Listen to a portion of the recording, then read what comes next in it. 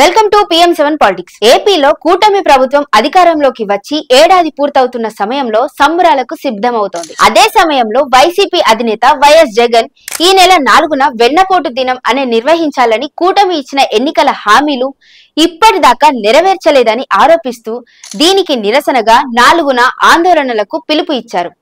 దీనికి కౌంటర్ గా జనసేనాని పవన్ కళ్యాణ్ కూడా జగన్ కు కౌంటర్ గా తమ శ్రేణులను మరింత ఉత్తేజపరిచేందుకు కూటమి ప్రభుత్వం ఏర్పడి సంవత్సరం అవుతున్న సందర్భంగా జూన్ 4న జగన్ పీడ విరగడైన దినం నిర్వహించాలని పవన్ పిలుపు ఇచ్చినట్లు మంత్రి నాదెండ్ల మనోహర్ వెల్లడించారు.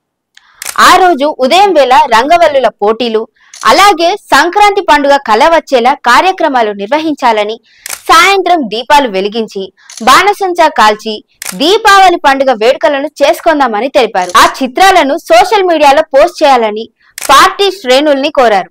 ఇక జనం పవన్ స్కెచ్ అదిరింది అని అంటున్నారు.